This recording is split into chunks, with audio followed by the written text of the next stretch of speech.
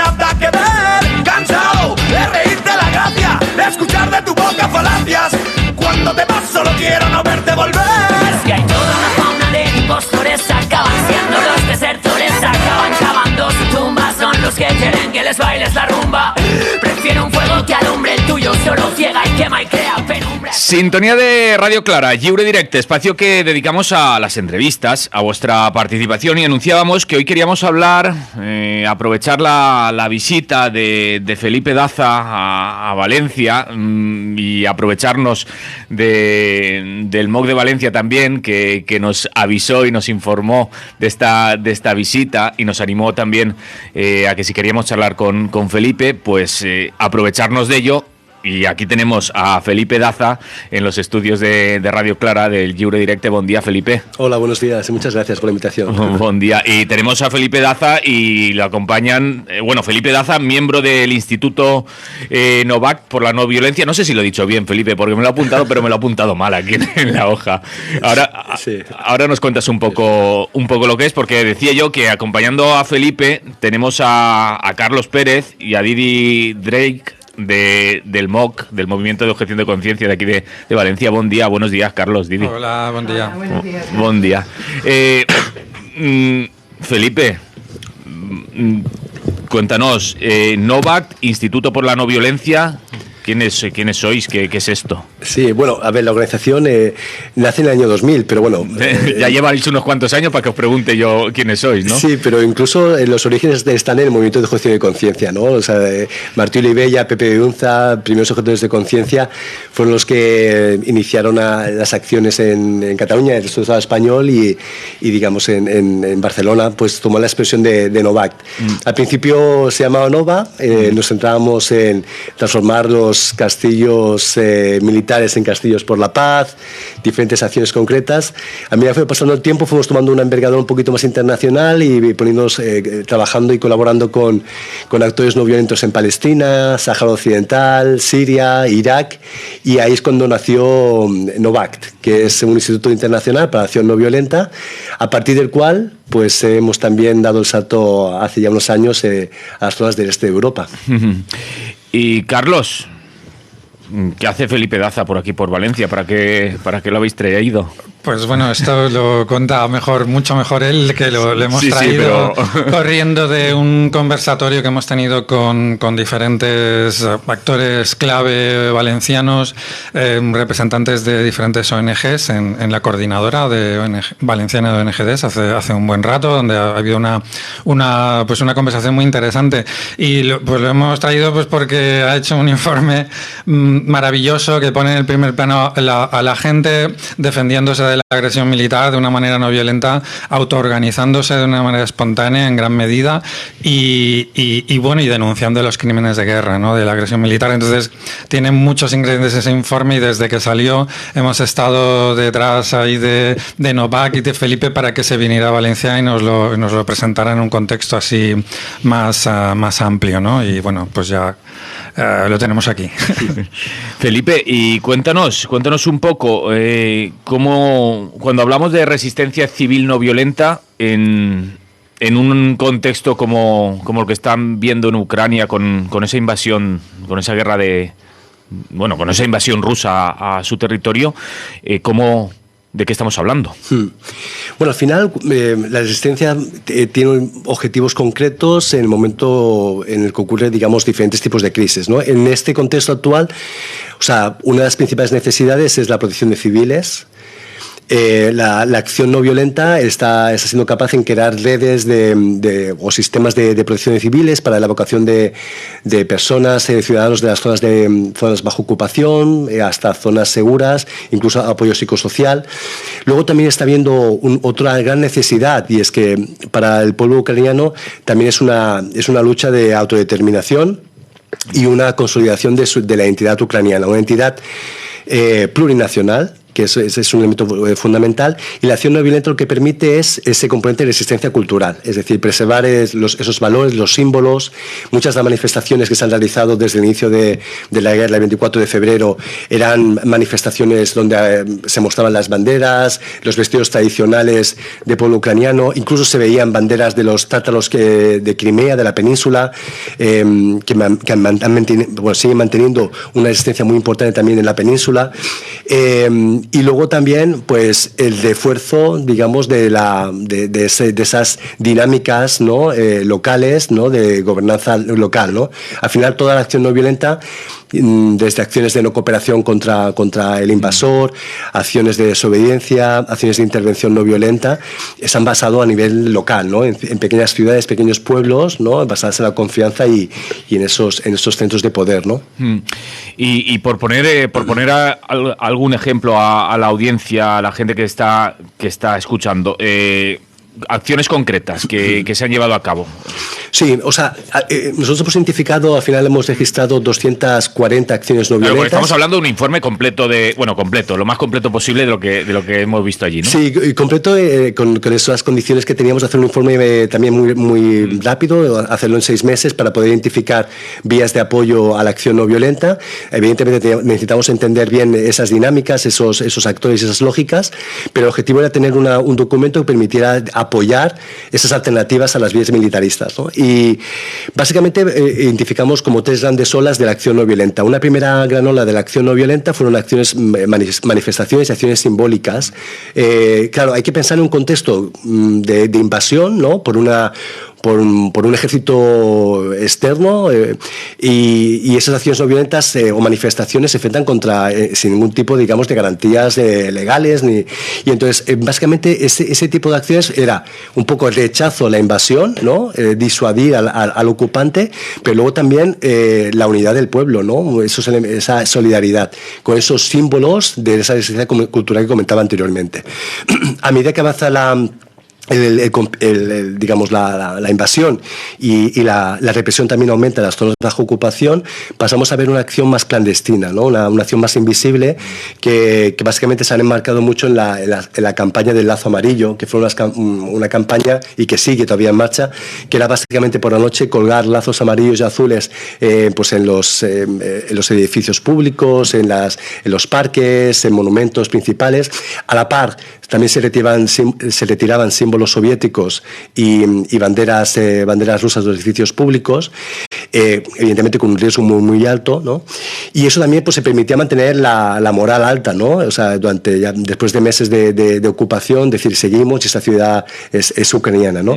Y por último, las últimas acciones más importantes son las acciones de no cooperación, sobre todo también en las zonas de bajo ocupación, que son acciones básicamente dirigidas por el sector educativo, sanitario o de la administración pública, también trabajadores de lo público, de infraestructuras, en el cual, digamos, se negaban a colaborar, por ejemplo, en el adoctrinamiento de los menores en las escuelas, o, por ejemplo, entregar los censos para realizar los pseudo-referéndums que se van a realizar en Zaporilla, Melitopol y en las zonas del sur del país, ¿no? Pero hay quien puede estar pensando que qué efecto tienen esas acciones no violentas frente a la invasión de un ejército como el que estamos hablando, como del ejército ruso. Estamos hablando de uno de los más potentes del mundo, ¿no? Claro, a la par también podríamos imaginar cómo de sofisticadas las armas, ¿no? Es decir, viendo los errores que están cometiendo los misiles que caen en los diferentes... Estoy recordando, por ejemplo, vídeos que vimos al comienzo de la invasión de cómo frente a los tanques se ponían las mismas personas. Dice, ¿cómo tienen esas agallas de ponerse frente a esas máquinas de guerra, ¿no? Y conseguían muchas veces que retrocedieran los tanques, ¿no? Sí. Y ha habido muchos casos también, por ejemplo, con los partisanos ucranianos, como han capturado tanques, como han hecho acciones de sabotaje en maquinaria militar, ¿no? Es decir que, por ejemplo, hoy tenemos la liberación de Jersón, ¿no? Y mucha gente dirá, bueno, ha sido gracias a las armas, ¿no? Lo cierto es que en entrevistas que hemos realizado también con militares nos dicen que muchos de los éxitos que han tenido en el campo de la batalla, sin la componente civil no hubiera sido posible. Los civiles aportan aportan grandes elementos, por ejemplo, información. O sea, hay sistemas de información entre leñadores, entre campesinos, entre la gente del pueblo, que han sido súper útiles, por ejemplo, para entrar ayuda humanitaria, medicinas, en zonas asediadas en la primera etapa de la invasión, como fue Cherníhiv y Sumi, fueron fundamentales. Pero, por ejemplo, con otros expertos que hemos estado trabajando y informaciones que hemos recogido, hemos visto que las acciones de desobediencia y de no cooperación que se han realizado en las zonas de Gerson han sido fundamentales para obstaculizar, digamos, la instalación de un sistema de ocupación en la zona, ¿no? O sea, el ejército invasor tenía dos frentes en Gerson. Tenía el perímetro de la línea de contacto con los ucranianos en el exterior, ¿no?, en la zona del oeste, y dentro de los núcleos urbanos tenían que controlar a la población que se está manifestando de forma diaria, ¿no? Y luego organizar esos pseudo-referendos. Al final no han podido mantener el control y, evidentemente, aquí esa desobediencia de acción no violenta, que no ha estado dirigida por el gobierno y tampoco ha estado dirigida por las estructuras militares, ha sido fundamental. ¿Y cómo se organizan? ¿Están coordinados? ¿Existe alguna especie de organización que vincule estas acciones? Es interesante porque... O sea, la organización, digamos, la explosión en términos de acciones no violentas por todo el país fue de forma espontánea. No hay ninguna, aparte, digamos, de los diferentes sistemas de protección de civiles, sistemas de ayuda humanitaria o los sistemas de monitoreo de los crímenes de guerra, que sí que hay una coordinación a nivel nacional, y aquí hay, pues, especialmente en la parte de derechos humanos, hay relación con la Fiscalía y el Ministerio de Justicia. En la acción no violenta no hay ninguna coordinación. Sí que el gobierno ha creado un centro de resistencia civil donde intenta combinar las dos cosas, ¿no? Con ese intento un poco de cooptar la acción no violenta, pero la acción no violenta tiene sus dinámicas, digamos, más inherentes, que responden a toda una tradición histórica de más de 100 años de resistencia civil no violenta de Ucrania contra diferentes fases de ocupación y de represión por parte de invasores y de otros sistemas centralizados como el Imperio Soviético. Y en esto es interesante, esto que estás contando. Estaba pensándolo porque información a través de medios oficiales no vamos o no encontramos mucha de cómo actúa esta resistencia no violenta, y además por lo que decíamos antes, porque muchos podemos tener la impresión de que esto, frente a maquinarias de guerra como en este caso la rusa, no tiene ninguna esperanza de salir adelante, ¿no? Pero estamos viendo, nos has explicado que se han conseguido muchos objetivos. Claro, o sea, al final la protección de civiles está liderada por la sociedad civil, y aquí hay grandes organizaciones, sobre todo organizaciones de mujeres, que han liderado toda la fase de protección en las líneas de Donetsk y Luhansk, y que ha sido fundamentales. O sea, que aquí ya ha habido un éxito. Evidentemente tenemos la parte humanitaria, que no sea 100% no violencia. Los crímenes de guerra sí que se pueden ser considerados, toda la parte de ese activismo en derechos humanos sí pueden ser considerados, y ahora mismo tenemos 70.000 casos documentados de crímenes de guerra. Y luego, en términos de esa acción más directa, no violenta, tenemos esa componente.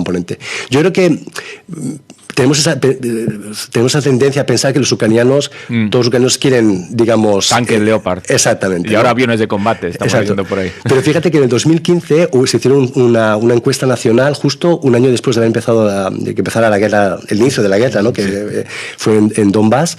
Y en esa encuesta, a nivel nacional, los resultados fueron de que la población prefería resistir para defender a sus comunidades a través de la no violencia. Esos resultados, evidentemente, ese tipo de informaciones, pues no se han hecho mucho eco, pero el pueblo ucraniano tiene una tradición también de no violencia muy importante, y son conscientes de que esta es una nueva fase, digamos, en su proceso de avance democrático, ¿no? Ahora hay muchos debates sobre los casos de corrupción también en el gobierno, ¿no? Y ellos son conscientes de ese rol que tiene a nivel local de seguir avanzando, fortaleciendo las estructuras de poder, descentralización política del país, etcétera. Por lo tanto, al final la no violencia es el poder de autogobernarse, ¿no? Ya lo decía Gandhi con el concepto de Swaraya. El concepto de autogobernarse. Hay un proceso en el cual están luchando contra el invasor mientras están reforzando su autogobierno, ¿no? Felipe y Carlos también, si quiere, esto viene bien para hablar. Muchas veces hemos tenido ese debate de del concepto de defensa frente al del Ministerio de la Guerra, ¿no? De esa cuando hablamos de cómo podía ser esa otra defensa sin pensar en el militarismo y en eso, estamos hablando de esto, ¿no?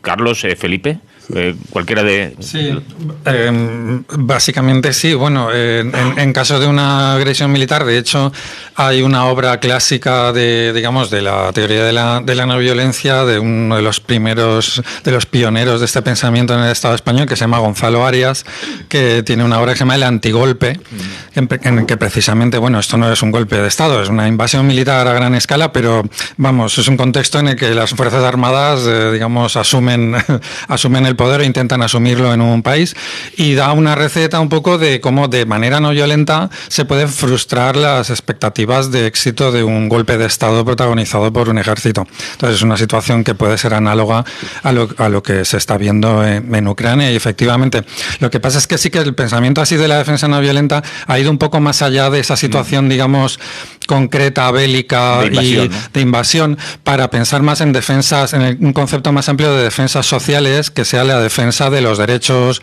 la defensa de las libertades en un sentido más amplio y no necesariamente en un contexto de guerra o de golpe de Estado.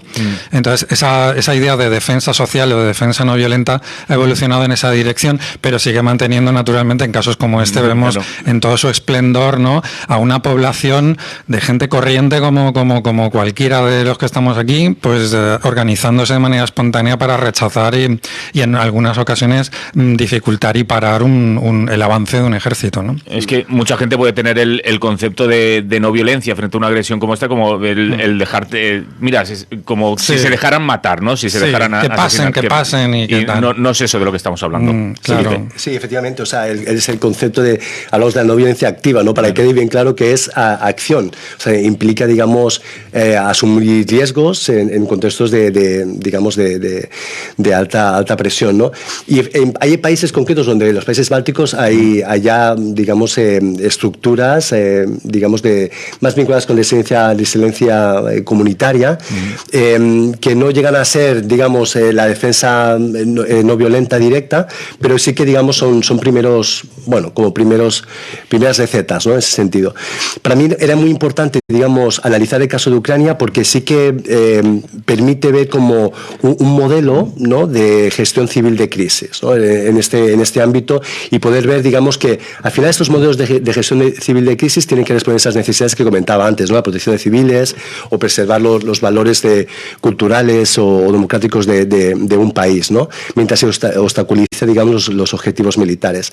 Y creo que sí que es un modelo, ¿no?, un modelo que puede ser capitalizado y utilizado en otros conflictos armados. A mí me gustaría que hablaras también de los desafíos, ¿no?, porque para no dar un discurso tan, digamos, a lo mejor que puede pensar, bueno, esto es la panacea, ¿no? Pero es decir, es verdad que hay unos límites y hay unos problemas, ¿no?, también en la resistencia, en lo que has analizado en el propio informe, que invitamos a toda la audiencia a leerse, porque es un informe de 70 páginas y ahí está analizado todo esto. Pero y está disponible, supongo. Sí, claro, por supuesto, en varios idiomas, además. Entonces, ¿cuáles son los desafíos ahora mismo? Bueno, en este momento, además, porque tú has actualizado la situación, ¿no?, desde que se publicó el informe, ¿no? ¿Cuáles son los desafíos ahora mismo de la resistencia no violenta en Ucrania?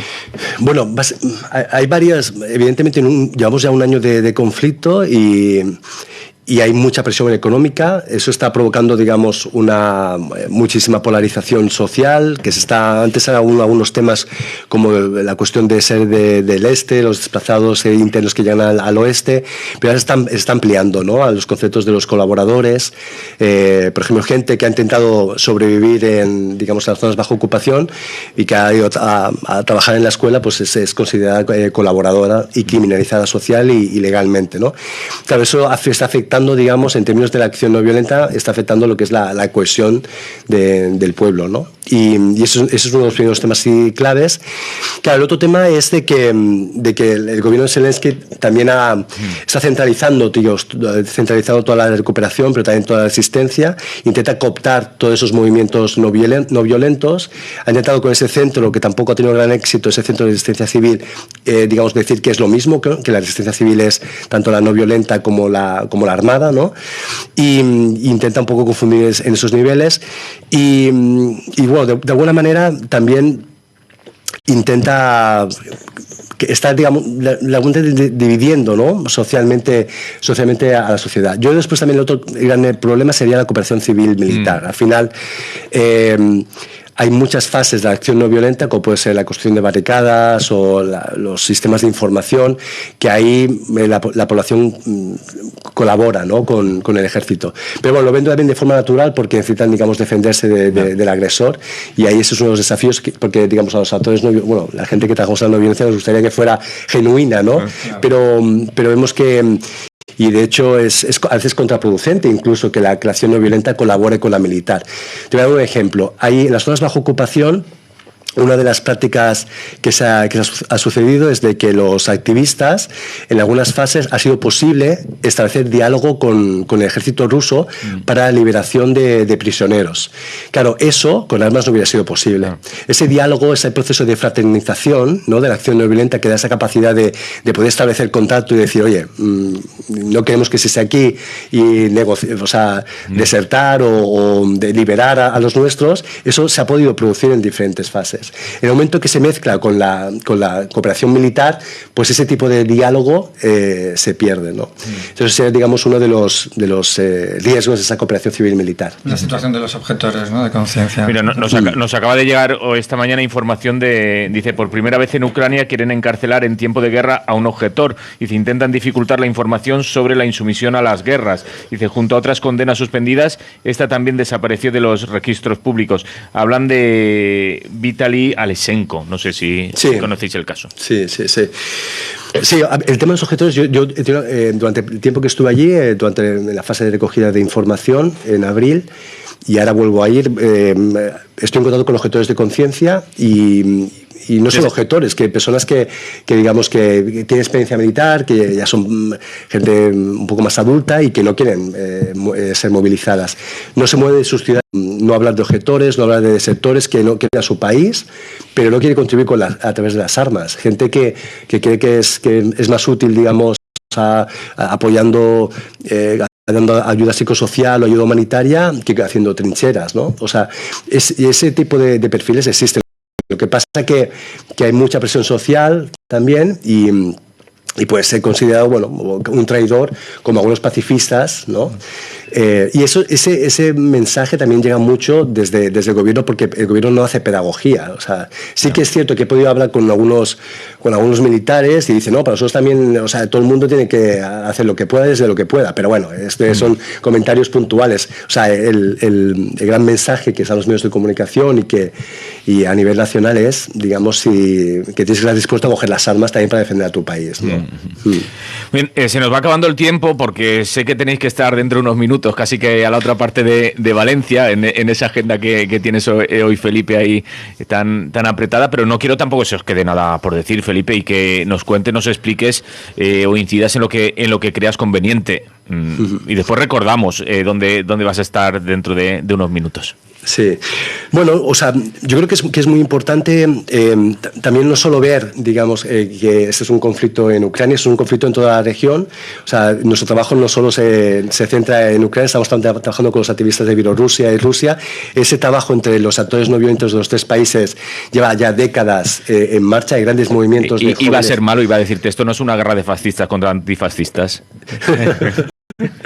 Sí, yo ni entrar en porque para clarificar para muchos de ellos es como romper al final una cadena de impunidad, ¿no? Una cadena de impunidad de Rusia en diferentes conflictos desde Chechenia hasta Siria, hasta Osetia en Georgia y ahora en Ucrania, ¿no? Y es fundamental, digamos, apoyar esas voces disidentes en esos tres países, y ahora todos los actores activistas, intelectuales, incluso sindicatos de los dos, de Bielorrusia y de Rusia, están apoyando la lucha en Ucrania, porque saben que la liberación de Ucrania será también la liberación de Rusia y la liberación de Bielorrusia. Pues con esto vamos a acabar. Carlos, cuéntanos, ¿dónde os vais ahora? Pues vamos corriendo a la casa del alumno de la Universidad Politécnica de Valencia, del campus de Vera, porque a las 12:30 en la sala de Graus número 1, pues Felipe va a estar presentando este informe de la resistencia civil no violenta ucraniana ante la guerra. Y bueno, pues allí nos vemos si queréis. Aún os da tiempo de llegar. Ahí si vivís más o menos cerca, acercaos. Vamos a estar allí y en fin, que también tenéis pues eso disponible si os ha interesado este informe y lo que cuenta así con más detalle Felipe en el informe, lo tenéis disponible en la web también del Institut Català Internacional per la Pau. Menos mal que Carlos lo ha dicho bien y no como yo. Y en la web de Novak también te podéis encontrar en castellano, en catalán, en ucraniano, ¿verdad? También. ¿Y en ruso puede ser? No, ruso todavía no. Y en inglés también. Y entonces, pues nada, pues adelante. Y la verdad es que, bueno, yo creo que la gran lección es que si de verdad se quiere apoyar a la resistencia ucraniana contra la invasión, a la resistencia legítima ucraniana ante la invasión rusa, habría que apoyar a esta gente que está defendiéndose y no enviar tanques. No sé, se me ocurre ahí como... Sí, por ejemplo, ¿no? Por ejemplo. Muy bien, pues muchas gracias por venir aquí a Lliure Directe Radio Clara y darnos esa pizca del informe y con ganas de leerlo y ver todo lo que allí contáis y explicáis. Muchas gracias, Felipe, Carlos y Didi, por venir aquí. Un abrazo. Gracias a ti. Salud. Salud. Lliure Directe Radio Clara. Yo lo que pasa es que me pongo y me salgo. Bueno, mandáis. Venga. Espera. Bueno, vámonos. Cojones por los cojones. Estoy peinada. Graba el resto de las cámaras.